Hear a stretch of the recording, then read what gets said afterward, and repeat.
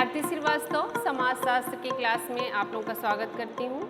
बच्चों, हम लोग अपनी क्लास शुरू करने से पहले हम ये बताना चाहते हैं कि अगर आपने हमारे चैनल को लाइक नहीं किया, सब्सक्राइब नहीं किया और बेल आइकन का बटन नहीं दबाया तो इसको तुरंत कर लीजिए। और साकेत ग्रुप ऑफ कॉलेजेस की ई कक्षा में आप लोगों का स्वागत है। तो बच्चों, हमारे सोशोलॉजी में जो हमारे आज का टॉपिक है वो है दबाव समूह और हित समूह, प्रेशर ग्रुप।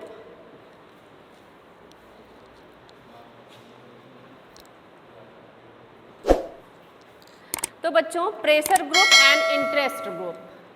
तो सबसे पहले हम जानेंगे कि दबाव समूह से आशय क्या है, या दबाव समूह या हित समूह से हम क्या समझते हैं, जिसको हम प्रेशर ग्रुप या इंटरेस्ट ग्रुप भी कहते हैं।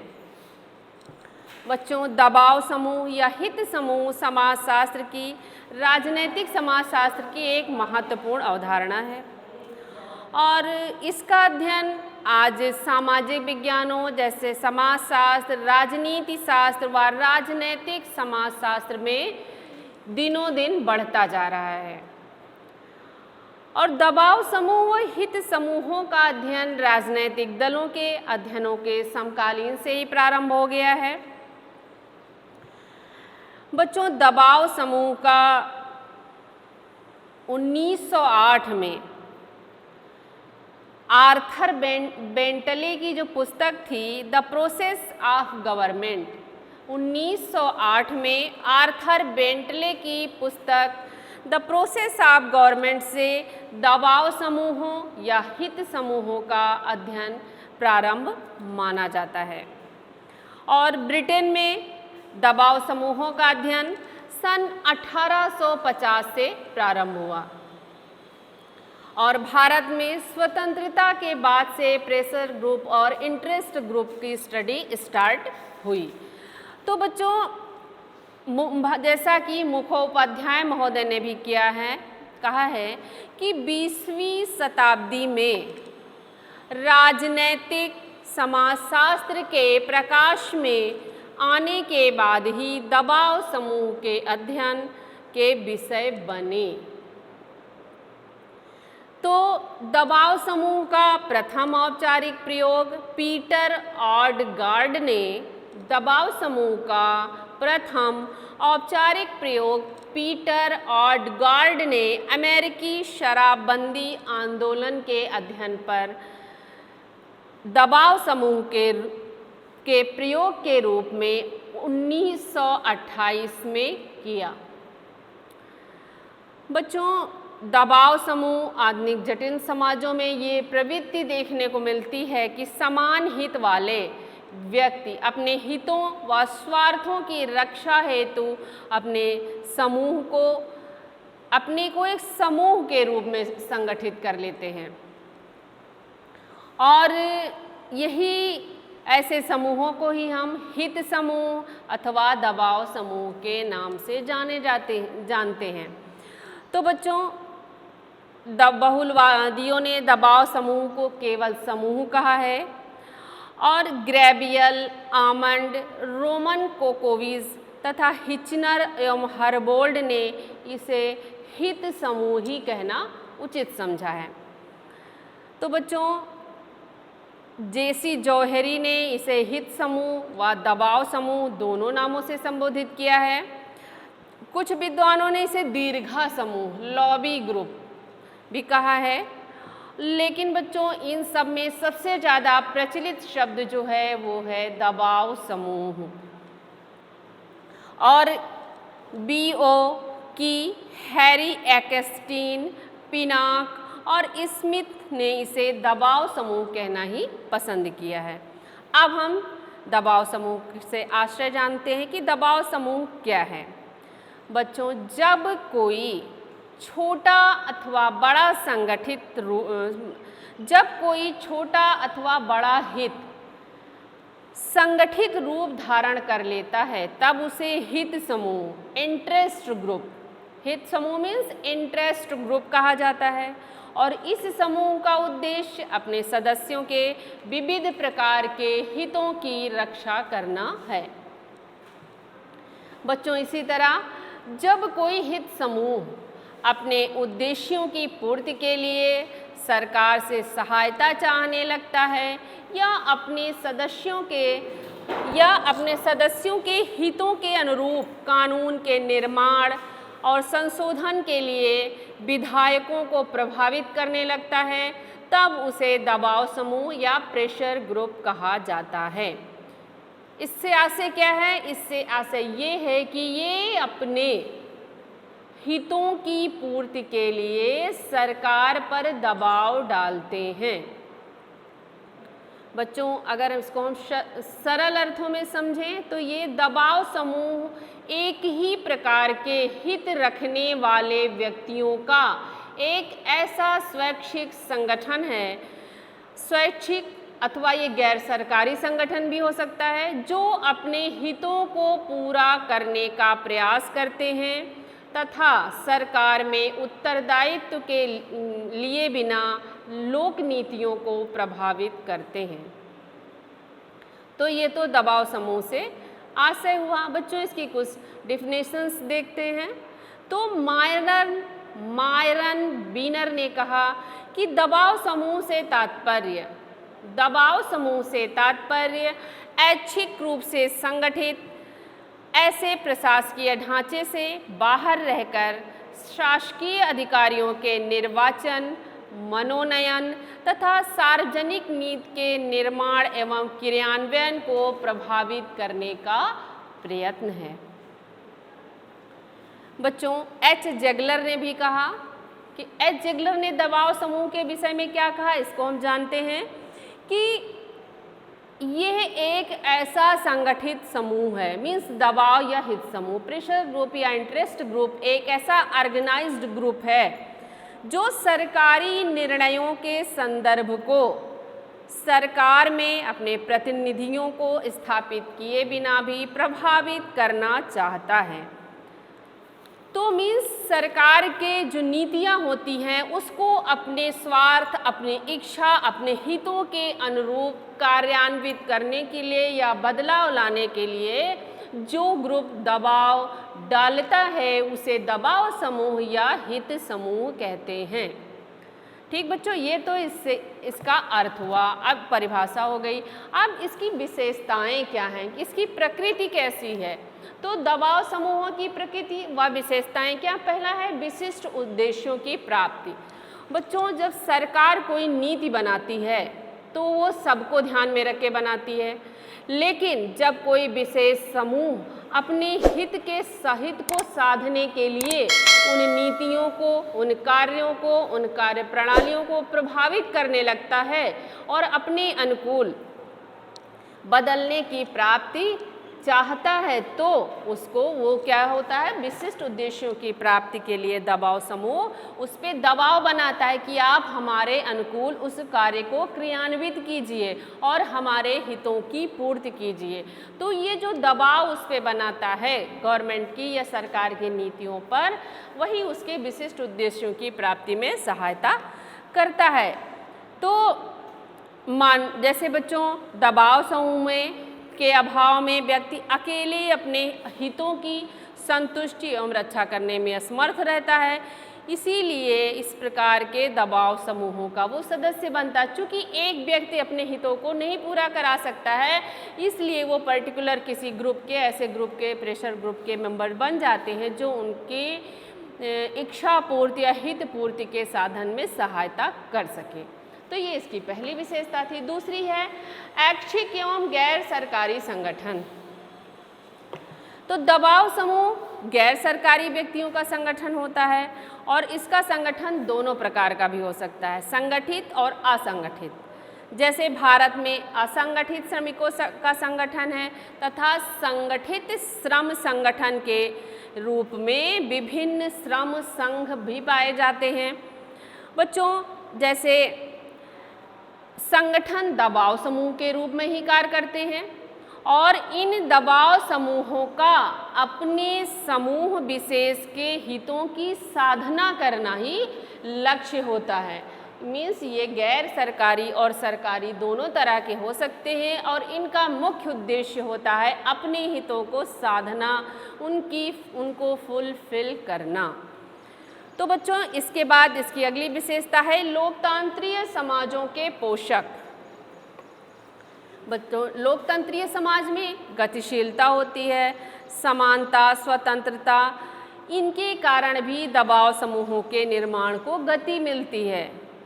क्योंकि समाज में रहने वाले प्रत्येक व्यक्ति को ये आज़ादी होती है कि वो अपने हितों की रक्षा संगठनों के माध्यम से करे और जब वो या वह किसी भी हित या दबाव समूह में प्रवेश ले सकता है।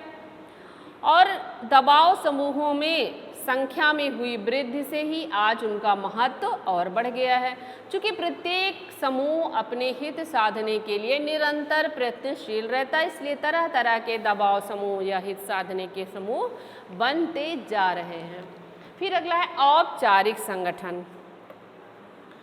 बच्चों औपचारिक मीन्स क्या होता है, जो फॉर्मल चीज़ें होती हैं वो इसमें होती हैं, जैसे कि इनका एक अपना औपचारिक संगठन होता है, इसके नियम होते हैं, इसकी सदस्यता लेनी पड़ती है, इसका संगठन होता है, इसकी कार्यकारिणी होती है और इसमें कुछ शुल्क निर्धारित होता है कि आप इतनी फीस दे के इस समूह के सदस्य बन सकते हैं अगर आपका हित उस समूह से जुड़ा हुआ है।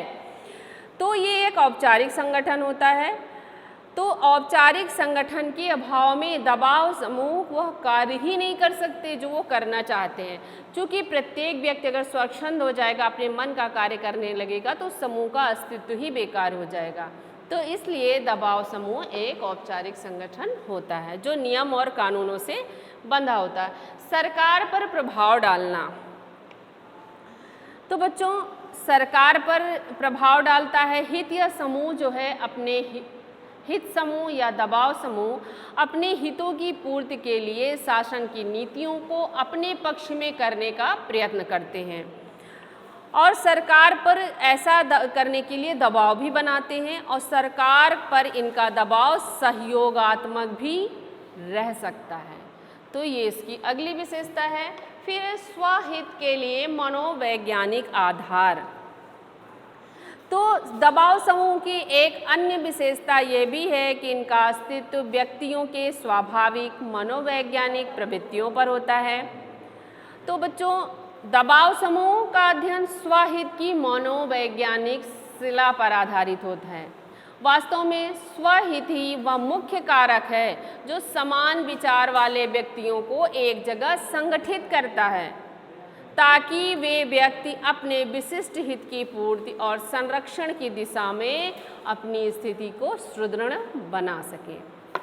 तो इसके बाद अगली विशेषता क्या है? सदस्यता का आधार सदस्यों के मध्य समान हित की चेतना। सदस्यता का आधार इससे आशय बच्चों ये है कि दबाव समूहों की सदस्य संख्या सीमित रहती है और इसका कारण विभिन्न हितों की संख्या में वृद्धि है और कई समान हित के लोग कई तरह के समूहों का निर्माण करते हैं। मीन्स अगर हमारा कोई हित साधन किसी एक समूह से जुड़ा हुआ है तो हम उसके सदस्य बन जाते हैं, लेकिन अगर हमारे हित, हमारे लक्ष्य, हमारे स्वार्थ साधना किसी और चीज़ से भी जुड़ जाती है तो हम किसी पर्टिकुलर दूसरे ग्रुप के मेंबर्स भी बन जाते हैं ताकि हमारी सारे हित और स्वार्थ साधना उस समूह के जरिए पूरी हो सके। तो इसमें क्या होता है? दबाव समूहों के सदस्यों में समान हित की चेतना का होना परम आवश्यक है, क्योंकि अगर हमारे और आपके मीन्स उस ग्रुप के प्रत्येक मेंबर के हित समान नहीं होंगे तो उसमें टकराव की स्थिति उत्पन्न हो जाएगी या फिर वो व्यक्ति उस समूह का सदस्य क्यों बनेगा। तो ये तो इसकी विशेषताएं थी बच्चों की, दबाव समूहों की प्रकृति और विशेषताएं क्या हैं। अब बच्चों दूसरा है कि दबाव समूहों के साधन। अब दबाव समूहों के साधन और तरीके क्या हैं? Means and methods of pressure group. तो पहला इसका दबाव समूह जो है कैसे दबाव बनाता है कोई समूह और उसके तरीके क्या हैं, मेथड्स क्या हैं। तो पहला क्या है? संगठन। तो इसको कहते हैं ऑर्गेनाइजेशन।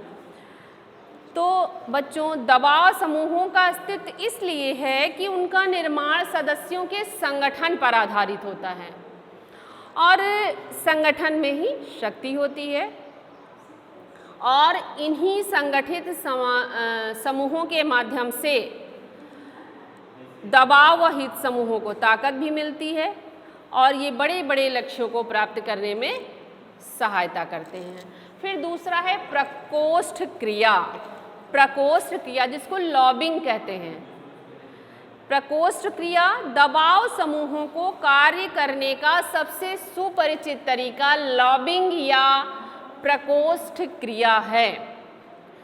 बच्चों, ये हमारे देश में कम लेकिन अमेरिका में बहुत ज़्यादा लोकप्रिय हो रहा है।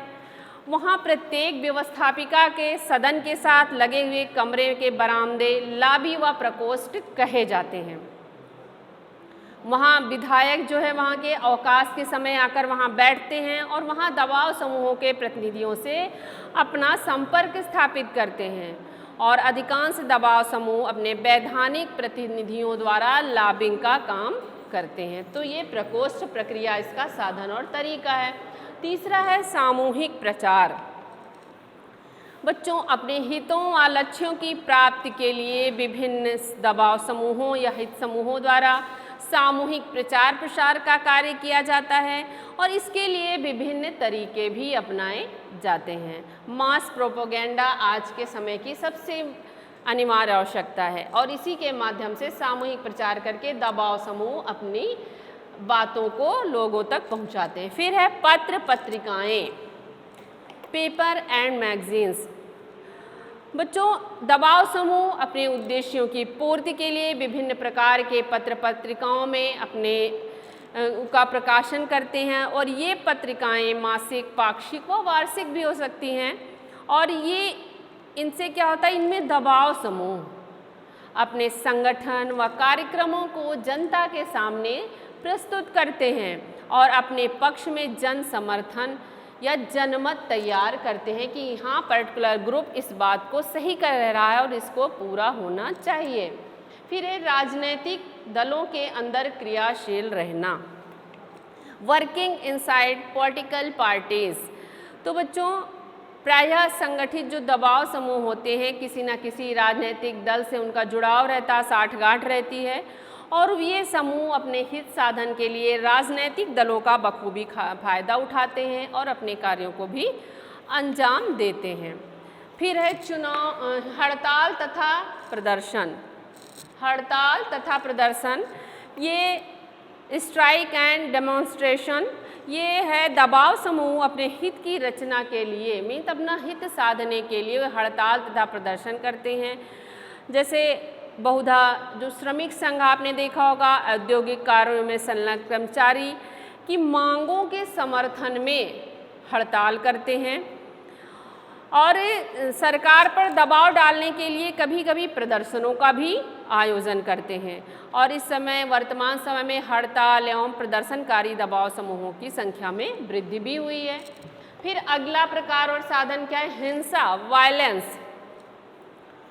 बच्चों, हड़ताल की असफलता के बाद दबाव समूह कभी कभी हिंसा का भी सहारा लेते हैं और बिहार में जैसे कोयला तथा अन्य खानों के श्रमिकों के बीच पारस्परिक हितों की जब टकराहट के कारण कभी कभी हमेशा हिंसात्मक झगड़े होते रहते हैं। जैसे यूरोपीय देशों में, फ्रांस में दबाव समूहों द्वारा सर्वाधिक हिंसा का प्रयोग किया जाता। तो वायलेंस भी दबाव समूह का एक साधन है।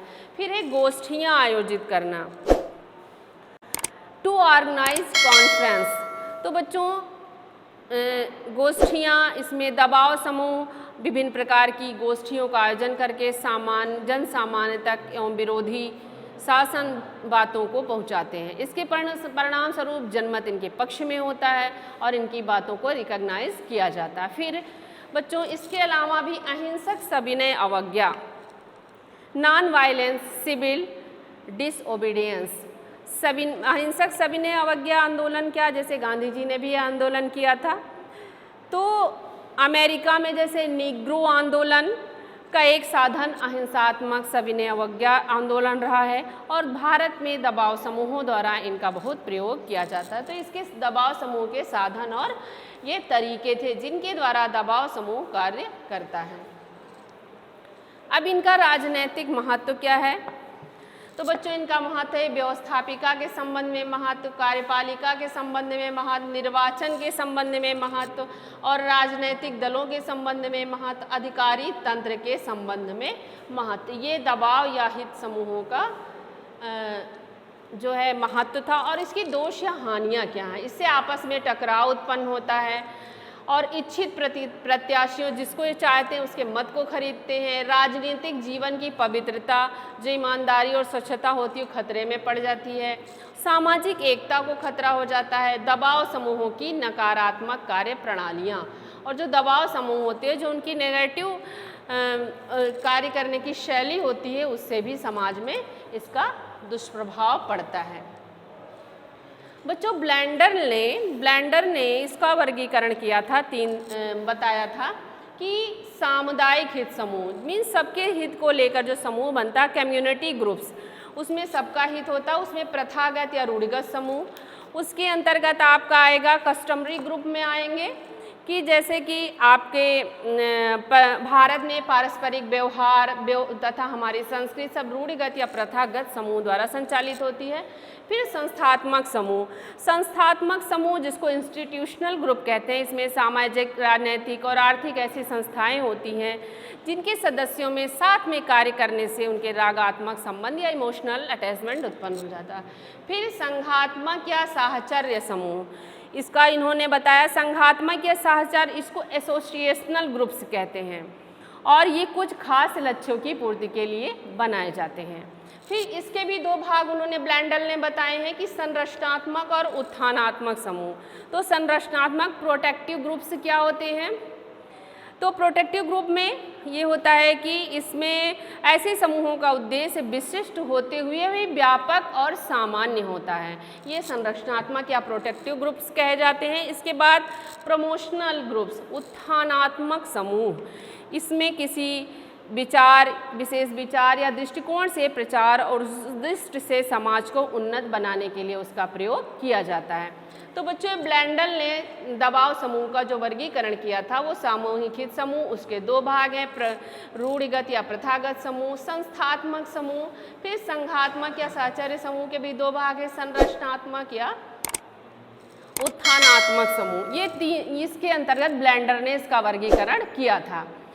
तो ये बच्चों आज हम लोग का आज का टॉपिक था दबाव तथा हित समूह means interest, pressure and interest group, और इसकी अवधारणा क्या थी, विशेषताएं क्या थी, साधन क्या थी, इसके महत्व क्या थे, ब्लेंडर ने इसका कितना वर्गीकरण किया था, इसकी दोष हानियाँ, इन सब चीज़ों को आपने आज की क्लास में पढ़ा और आप लोगों को समझ में आ गया होगा। आप लोगों को हम लोग का लेक्चर कैसा लगा आप कमेंट बॉक्स में हमको बता सकते हैं। आपको जो पूछना हो आप पूछ सकते हैं। इसके लिए आपको हमारा चैनल सब्सक्राइब करना होगा और उसको लाइक करना होगा, शेयर करना होगा, ताकि हम आपके व्यूज़ को भी जानें और आपको हमारे लेक्चर्स लगातार मिलते रहें। आज के लिए बच्चों इतना ही, फिर मिलते हैं अगली क्लास में। Thank you.